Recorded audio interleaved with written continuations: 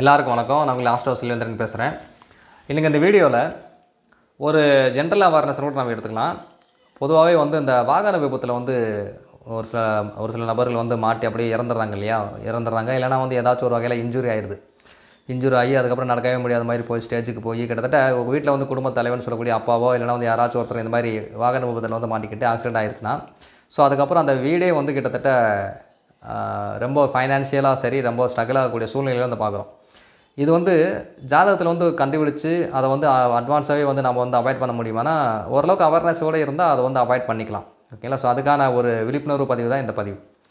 இப்போ பொதுவாகவே ஜாதகத்தில் அந்த வாகன விபத்தை சொல்லக்கூடிய இடங்கள்னு சொல்லி பார்க்குறப்ப 4வது வீடு. ஓகேங்களா? 4வது வீடு பார்த்திங்கன்னா நம்மளுடைய சுகஸ்தானம்னு சொல்லுவாங்க இல்லையா, அந்த 4வது வீட்டில் ஏதாச்சும் ஒரு பாவகிரகங்கள் இருந்தாலும் சரி, இல்லைனா அந்த 4ஆம் அதிபதி, ஓகேங்களா, 4ஆம் அதிபதி ஏதாச்சும் ஒரு வீக்கான ஒரு இடத்துலையோ, அதாவது 4ஆம் அதிபதி பாதகஸ்தானத்தில் இருந்தாலும் சரி, ஓகேங்களா, இந்த மாதிரியான சூழ்நிலை இருக்கும் பொழுது அந்த தசாபுத்திகள் அந்த டைம் பர்டிகுலர் டைம் வருதுன்னு வச்சுக்கோங்களேன். அந்த டைமில் அவங்க வெளியே இந்த கார் எடுத்து போகிறதோ இல்லைனா அவாய்ட் பண்ணுறது நல்லது. யாராச்சும் டிரைவரை யூஸ் பண்ணி போகிறது ரொம்ப நல்லது. ஓகேங்களா? அதே சமயத்தில் கிரகங்கள் வரிசையில் பார்க்குறப்போ சுக்கிரன் இந்த வாகனக்காரங்கன்னு சொல்லக்கூடிய சுக்கிரன், ஓகேங்களா, அந்த சுக்கிரன் ஏதாச்சும் ஒரு வகையில் பலவீனமாக இருந்து அந்த சுக்கிரனுடைய மகாதசம் வந்தாலும் சரி, இல்லை அந்த சுக்கிரன் சம்மந்தப்பட்ட ஒரு டைம் பீரியட், அதாவது சுக்கிரன் இப்போ சுக்கிரன் பாதகஸ்தானத்தில் இப்போ கடகலக்னத்தில் சுக்கிரன் பார்த்திங்கன்னா ரிஷபத்தில் ஆட்சியாக இருக்கிறார், அதாவது பாதகாதிபதி.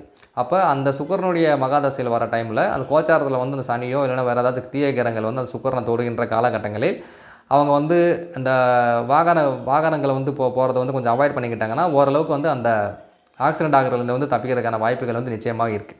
ஸோ இந்த மாதிரியான விஷயங்கள் எல்லாமே ஒரு அஸ்ட்ராலஜரை நீங்கள் கன்சல்டேஷன் பண்ணி அட்வான்ஸாகவே நீங்கள் தெரிஞ்சுக்கிட்டிங்கன்னா அந்த பர்டிகுலர் டேட்டில் நீங்கள் அவாய்ட் இப்போ வெளியே போகாமல் அவாய்ட் பண்ணிட்டீங்கன்னா ஓரளவுக்கு நீங்கள் அதிலிருந்து தப்பிக்கக்கூடிய சாத்தியக்கூறுகள் நிறையாவே இருக்குது. ஸோ அதனால் இந்த மாதிரியான காலகட்டம், அதாவது யாருடைய ஜாதகத்துலையாச்சும் 4ல் ராகு இருக்குது, ஓகேங்களா, 4ல் கேது இருக்குது, அந்த கேது மகாதசை வருது இல்லை ராகு மகாதசை வருது, 4ஆம் அதிபதி வீக்காக இருக்கிறார், 4ஆம் அதிபதியுடைய டைம் பீரியட் வருதுன்னா நீங்கள் ரொம்பவும் கேர்ஃபுல்லாக இருக்கக்கூடிய காலகட்டங்கள் இவை. ஓகேங்களா? நன்றி, வணக்கம்.